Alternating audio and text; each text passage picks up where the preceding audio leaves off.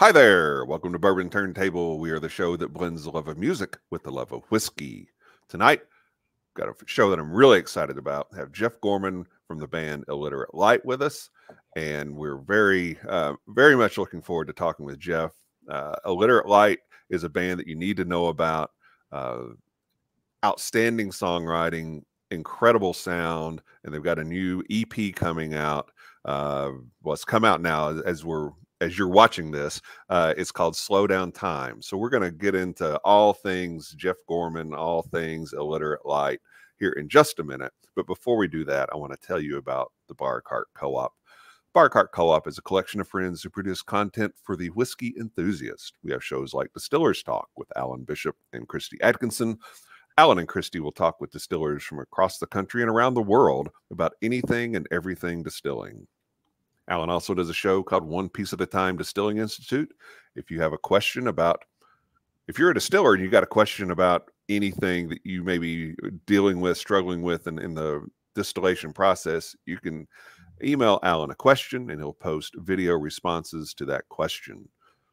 Alan also has a show that diverts a little bit away from the whiskey world, and that is a show called If You Have Ghosts, You Have Everything. And in that show, Alan will ask his guests about things of a spiritual realm, of the supernatural realm. As a matter of fact, I recorded a show recently with Alan on this. So if you have any interest in me and my faith, you can tune into that episode and let me know what you think. We also have My Whiskey Den, airs every Monday night live, 9 o'clock Eastern, 8 o'clock Central Time with Pat and Mike and Mitch. My Whiskey Den is a fantastic show. They have wonderful guests. They do great tastings, and it's always fun to hang out with the folks in the chat. And then last but certainly not least is David Levine and Whiskey in My Wedding Ring. David has a wonderful blog where he does whiskey reviews. He does a podcast where he will interview distillers as well. I want to tell you a little bit about our show too.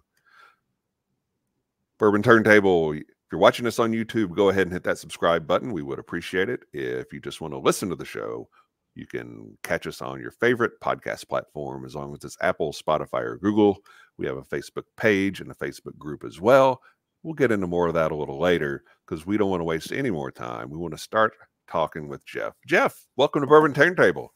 It's great to be here. Thanks for having me, Kevin. Yeah, really excited about this. And before we start telling everybody about Illiterate Light and your music career, tell us. Let's talk a little bit about you. You're in Virginia, right? I'm in Harrisonburg, Virginia. It's a small town of about 55,000 people. It's in the heart of the Shenandoah Valley. Yep. And there's a few universities here, James Madison, which is where Jake, my bandmate, and I graduated from. There's also Eastern Mennonite University and Bridgewater College. And so we've got probably 35,000 college students here. So it's a very fun, cool mountain college town in Virginia. Yeah. I was in Central Virginia a couple of years ago. My wife and I went there on vacation and stayed in Lexington. Yep, and that's just down the road. Kind of used that as home base to spread out. And we drove all over the Shenandoah Valley, visited the distilleries that we're going to be tasting their whiskey. So you're very close to both the distilleries we're going to be talking about tonight. So very cool. You can make a short trip down and see for yourself. Yeah. But you grew up in Virginia? I grew up in Baltimore, Maryland, actually. Mm-hmm. Yeah, just north of Baltimore in Towson, Maryland. And loved it there. I came down to Virginia for college and just really loved the pace of life here. And also just being in the mountains. It's beautiful here. There's super clean air. There's swimming holes. And, I love to be able to bike around town and I spend most of my year, flying 80 miles an hour, around the country in a van. And so a Sprinter van. So when I'm not doing that, I like to just be able to be a little bit more of a hippie. Yeah. So this is where I do that. Okay. Family? Yeah. So my whole family's up in Baltimore. Yeah. Well, that's not true. My brother, Eggy, who's also a musician, lives out in Nashville. Okay. He's a drummer. But everybody else is up in Baltimore. And then my wife, Sarah, she and I are both self-employed. We both kind of got our own little world going on down here. And she's got family in the area too. Good, good. Yep. So when you're away driving across the country in your Sprinter van with Jake, she's got family close by. She does. Yeah. Yep. And sometimes, you know, Sarah's a writer, and she does a ton of freelance work and has a few other gigs here and there that she can do remote. And anytime we're going somewhere cool, she'll always hop in. And, you know, like if we're going to some fun cities, Sarah usually joins because she's able to go and try different cuisine and, you know, get to travel a little bit. But if she stays here, then she's surrounded by amazing people. That's cool. It's cool that she has the flexibility to travel with you. When she wants to. Exactly. That's right. Well, I mentioned some whiskeys that we're going to try tonight. The first of which is it's called Blackback Rye. It's from Silverback Distillery in Afton, Virginia. Oh man, so cool. Yeah. I've biked through Afton so many times. Well, there doesn't seem to be a lot in Afton. So I think that you could you should be able to bike right through and not hit a lot of traffic. Yeah, absolutely. But it's beautiful country. And Silverback Distillery is owned by Christine Riggleman. She is the owner and master distiller. They cleaned up at the 2023 New Orleans Bourbon Fest. They won 6 awards for their whiskeys. And what we're tasting today is, again, like I said, their Blackback Rye. It is 86 proof, and it's a little over 2 years old. So it's kind of young for a whiskey. So, Jeff, cheers. Cheers, brother. All right.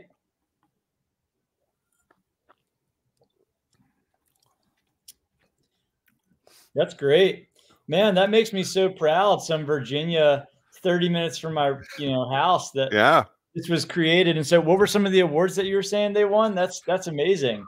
Let's see, what all did they win? They won for best at the Bourbon Fest. They won for best small batch, best single barrel, best cask strength. Jeez. Yeah, they cleaned up right there. All right.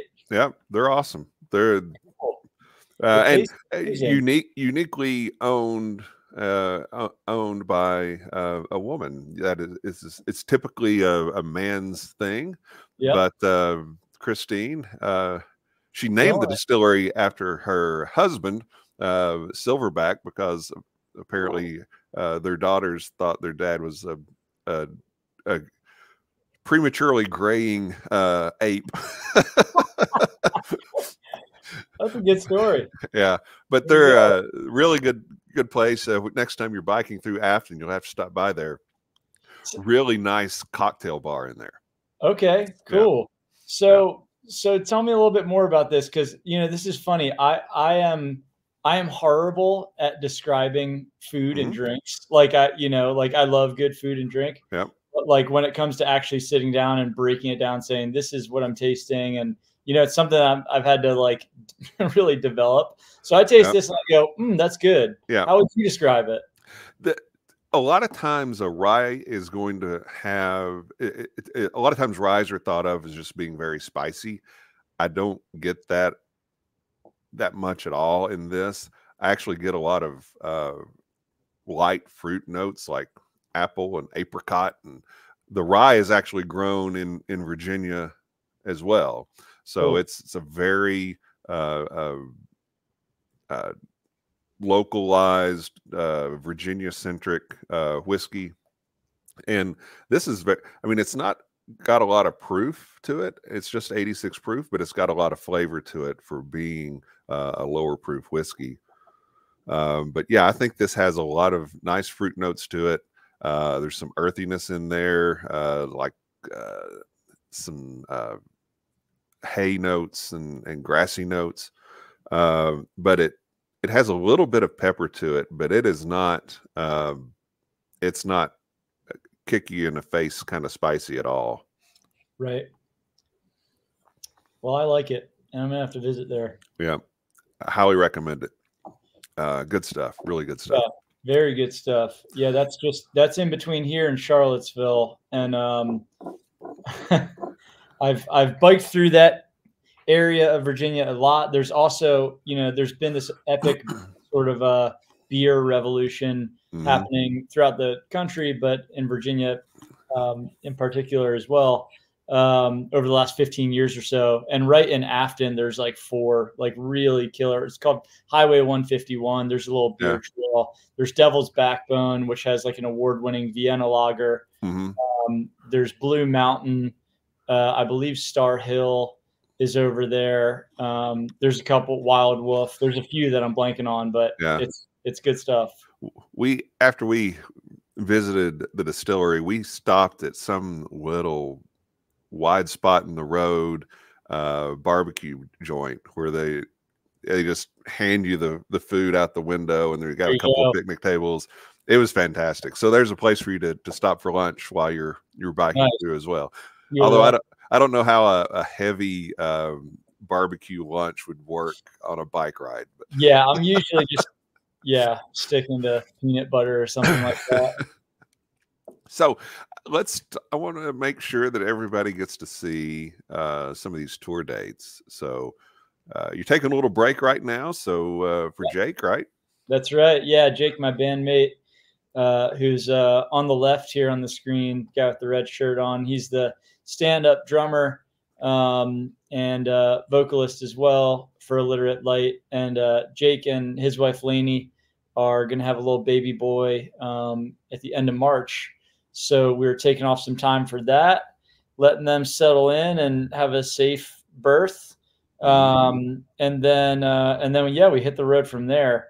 Only date that's actually, so we're playing in Richmond on April 19th. It says the 14th on there, which is all good. But yeah, we're playing a little hometown show in Richmond that night. And we'll be, getting back on the road a little bit here and there in April and May, and then getting ready for a pretty busy summer. That's terrific. And I will be at the show on the 27th in Louisville. Oh, Whirling Tiger. Awesome. Yeah. It's a great spot, great venue. And I may try to make it up to Newport, Kentucky for the 25th as well. Have you played there before?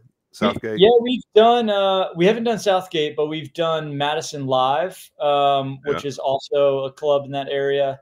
And I'm trying to remember if we've done Cincy proper. There's a bar there that we played years ago. It's kind of a bar venue called Motor Pub, MOTR, and we had a great show there.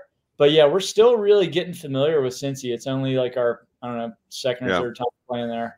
Yeah, well, I think you'll like Southgate a lot. It's actually saw your uncle's band there not too long ago. So, and then playing Asbury Park.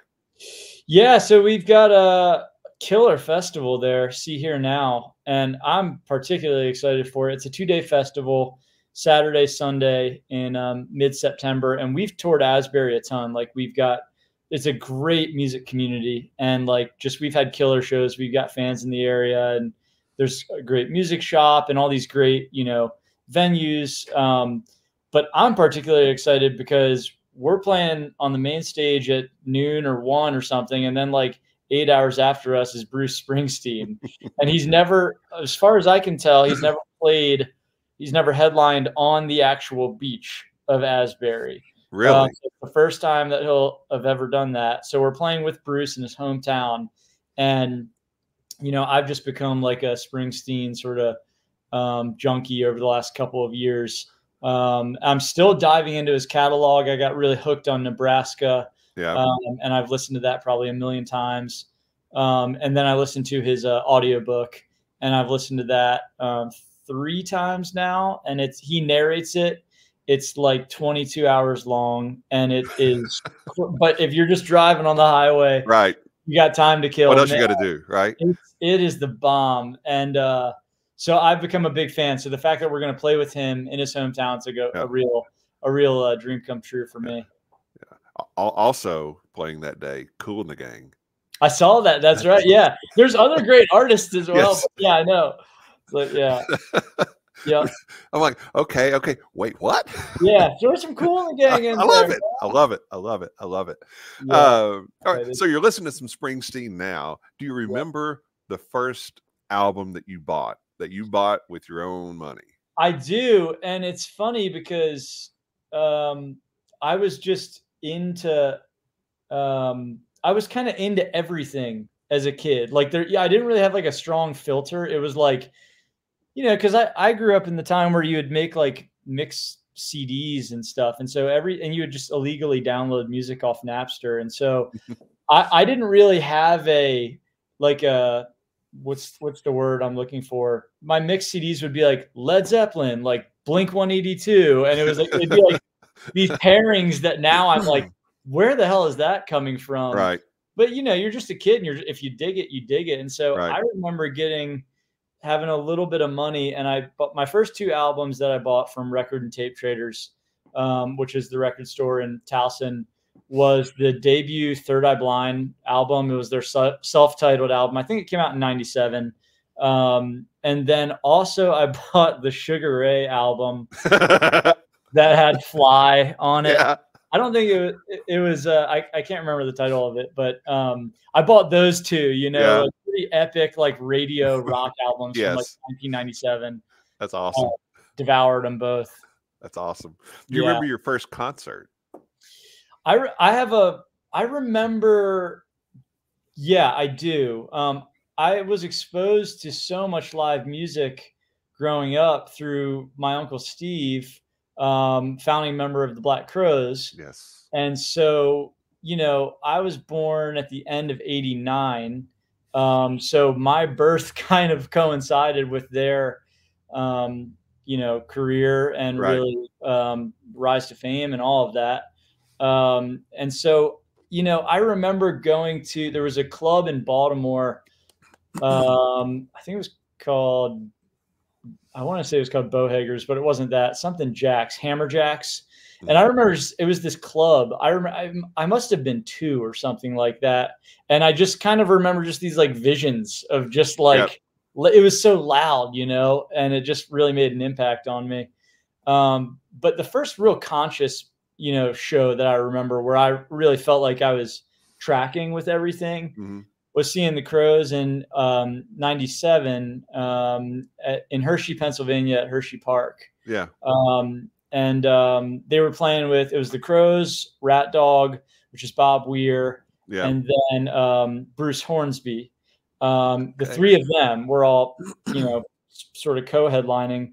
And so that was '97. So I was 7 years old, and we went early and hit all these epic roller coasters with my uncle, had a fast pass, which meant we could jump all the lines. And then, so all day we're literally just like eating candy and hitting roller coasters. And then that night I'm like watching the show and it's so loud and so awesome. We're side stage and I'm just like looking out at like 10,000 hippies, I'm just like, man, sign me up. This is pretty awesome. Like I've wanted to play loud rock music ever since that moment.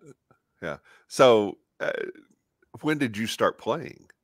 I became a drummer. My whole family is really drummers, following after my Steve.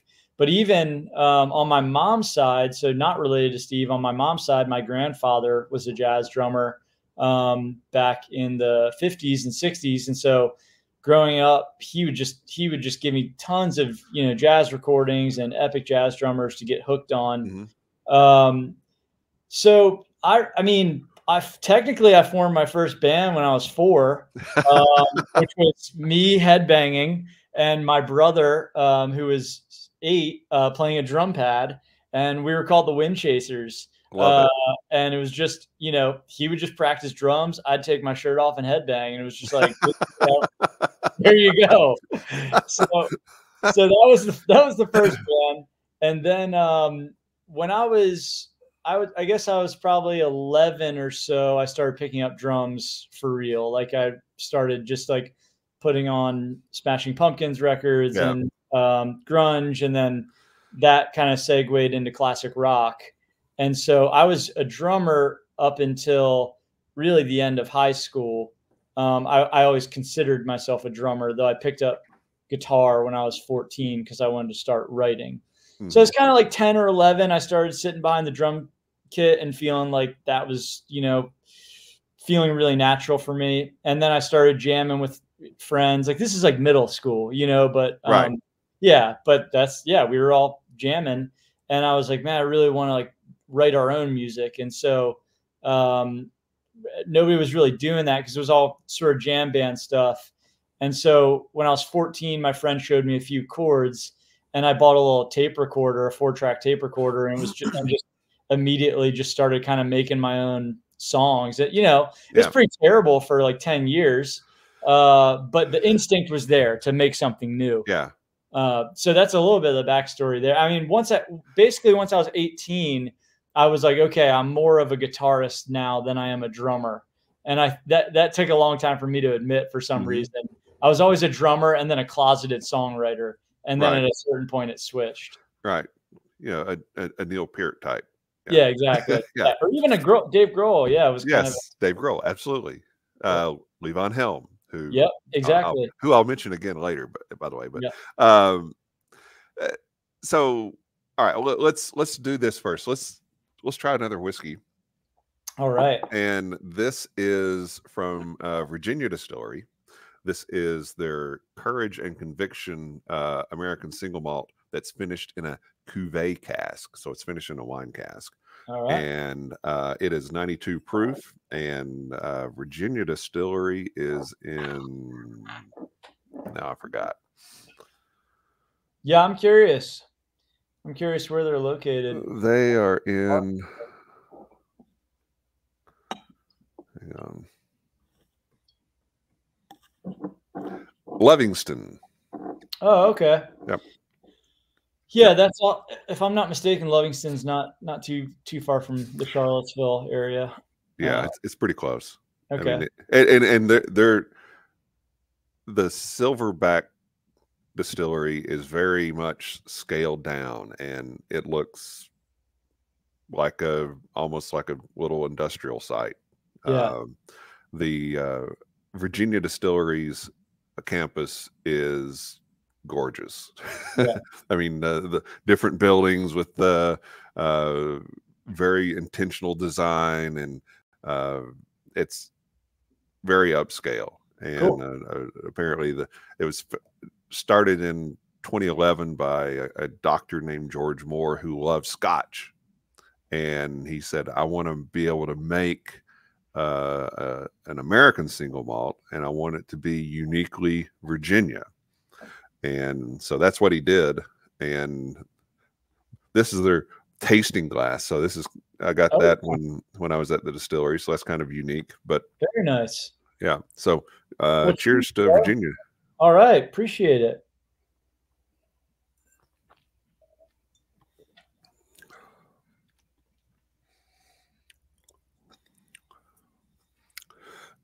What do you think? Also very delicious. Very different. Very different, though. Very different than the last one.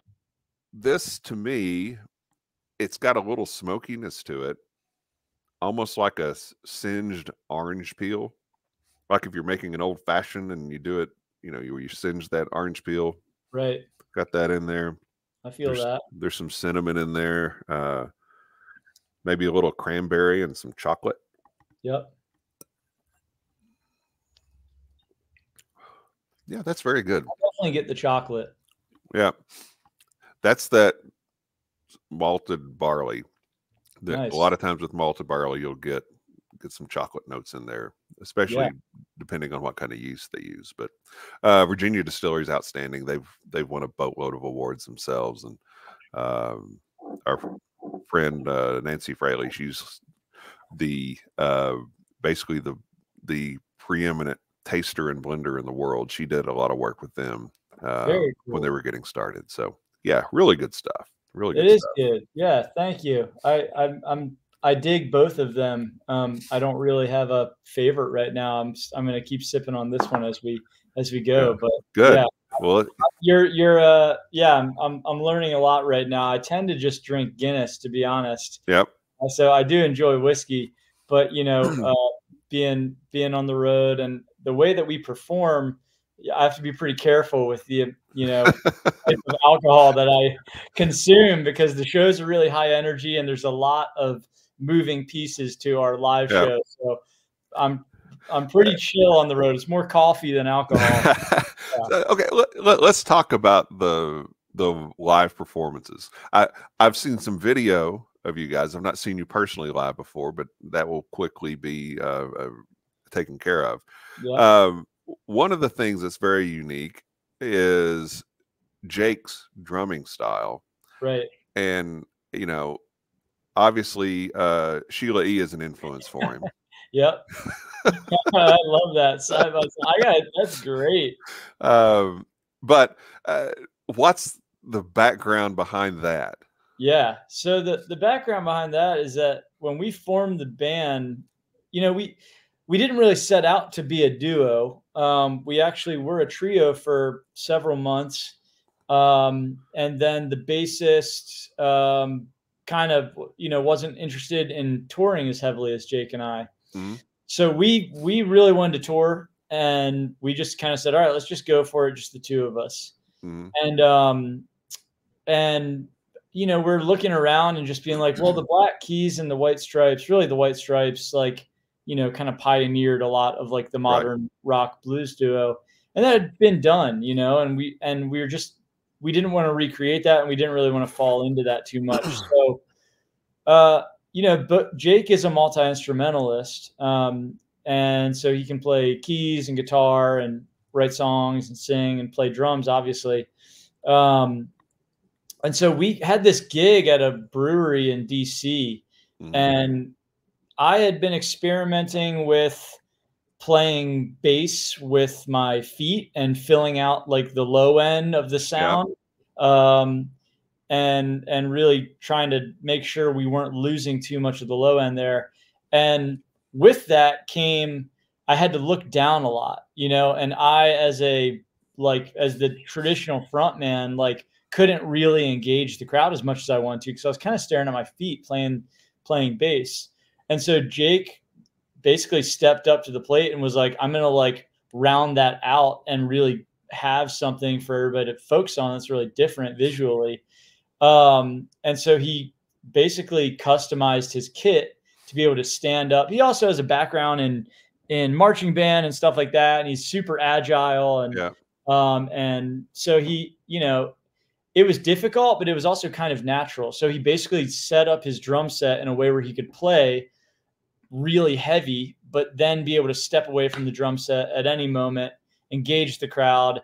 And as a fan, it really gives you this really fun, I don't know, sort of wild thing to watch during the whole show. Yeah, it is. Even wild. As a friend on the stage with him, sometimes I'll look over and I'm just like, it's entertaining. And he's really good at it. So that was the backstory there. We just wanted to try to do it a little differently.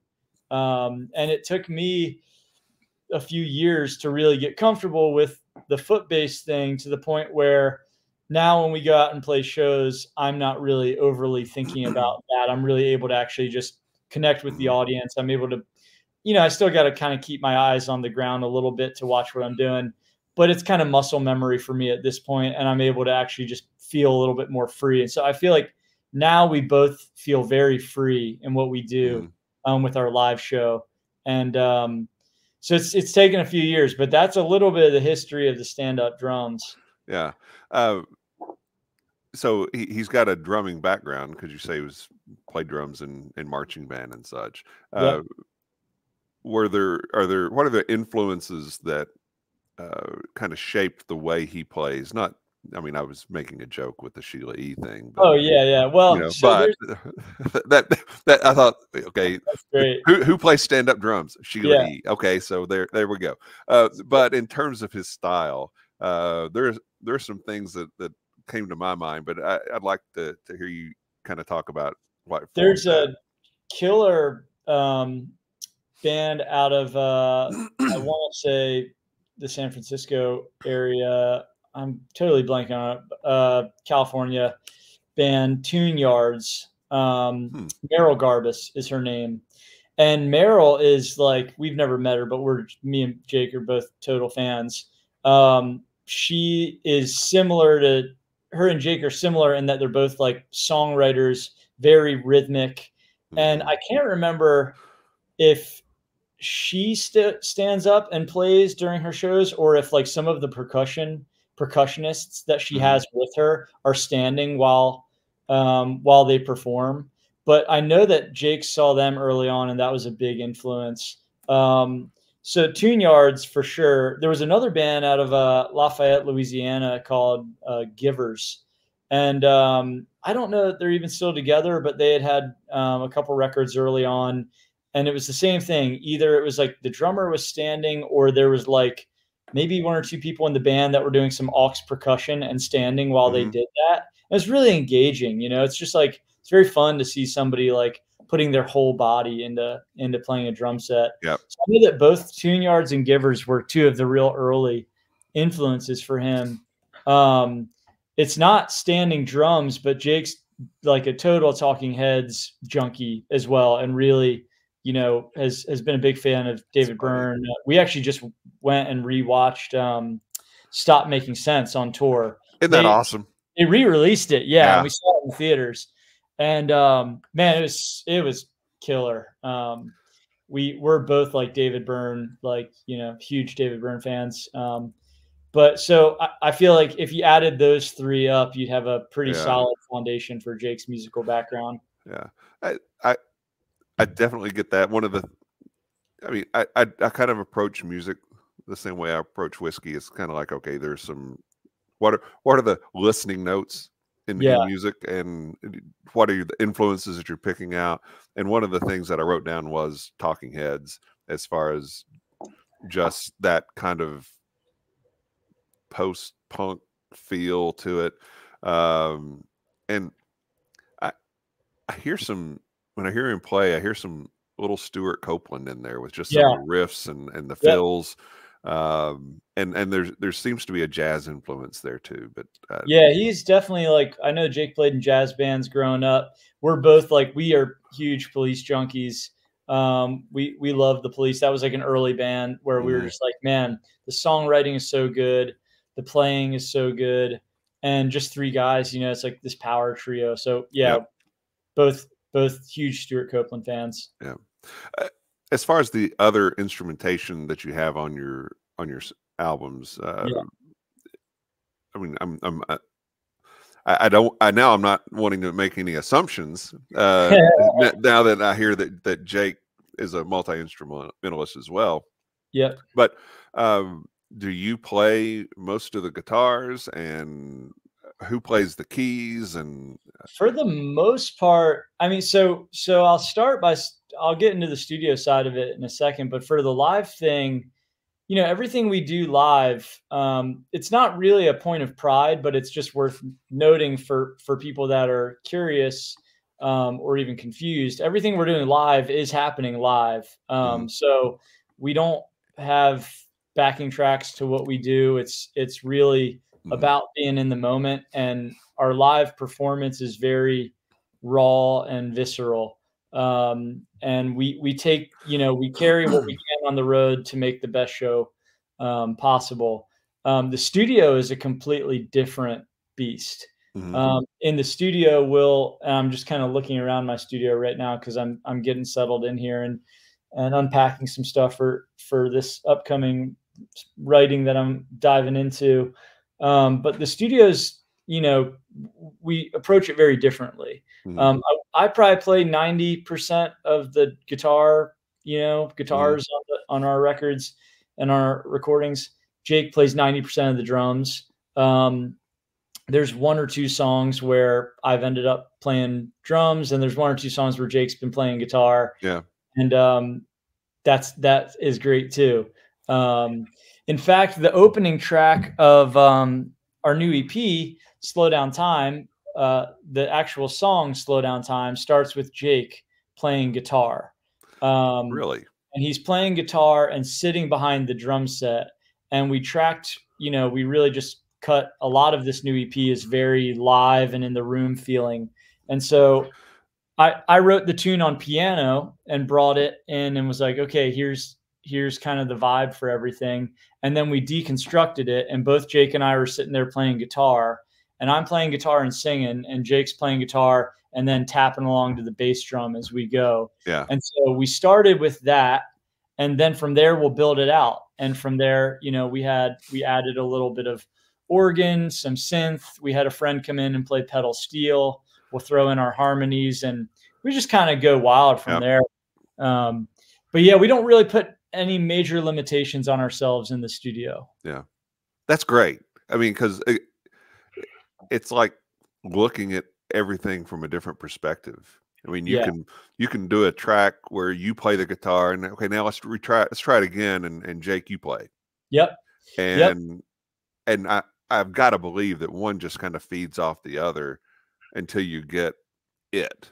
Yeah, for sure. And we try to make, you know, a lot of my writing is kind of simple enough where if I'm playing guitar and bringing a song to the table, Jake's able to jump on piano pretty quickly and just start, you know, learning the song as we go. And so it feeds off of each other. We're able to just kind of, I don't know, chop it up. I don't think that this band would be nearly as fun or stimulating for us if we were really just only knew how to play our single instruments. I mean, and we love synthesizers. We're total, like, you know, nerds about just finding cool sounds in that world. And we're probably the most novice there, but that's what sometimes feels the most fun, is to like start finding cool synth patches and you know, be able to mess around there.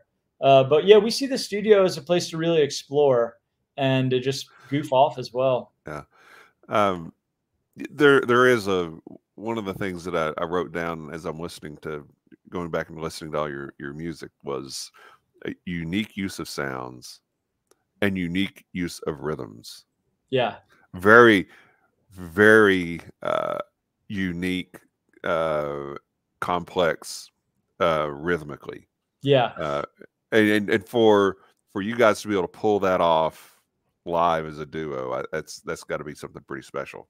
Part of it is that we both have a very rhythmic background. I mean, both of us being drummers, you know, and so it, like, you know, my guitar playing isn't over the top rhythmic, but you know, I feel very comfortable. Like when Jake and I will get into some weird grooves and stuff, I feel like very at home there, and it feels very natural to me. Yeah. And yeah, we both really want a real sense of rhythm in our music, but also in our live show. You know, you just got to be able to move to it a little bit, and your body has to want to follow the beat. Yeah.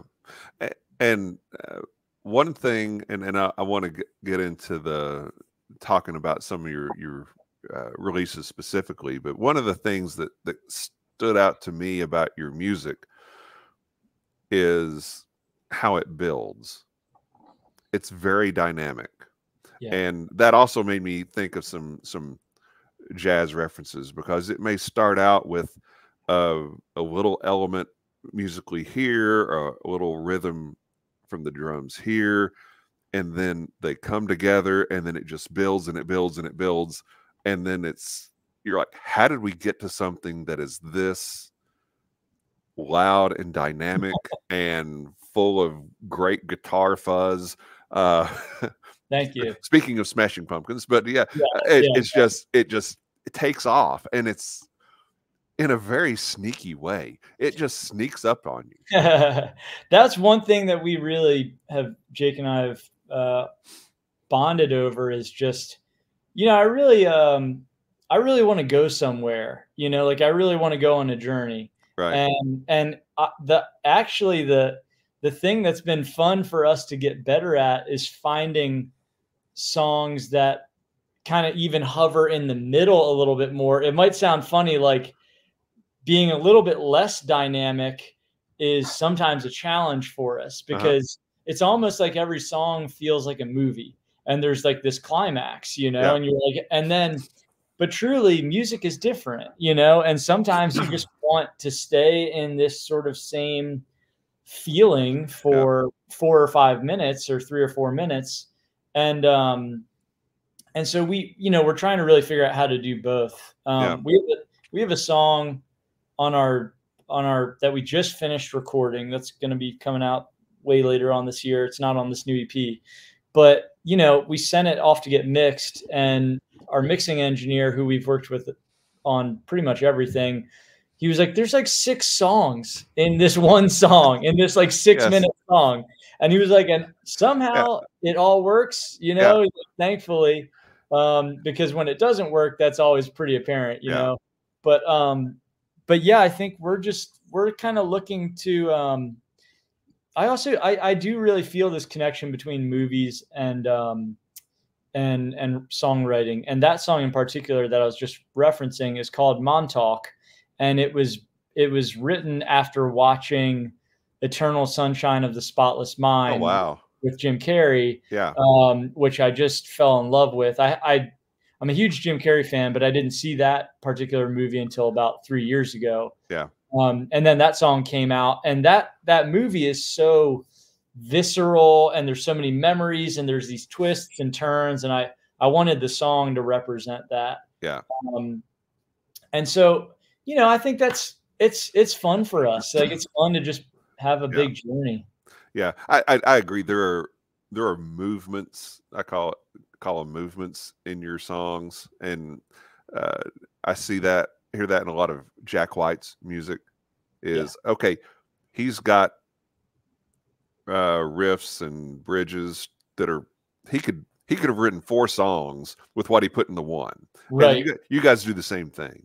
Yeah. There's so much going on in there.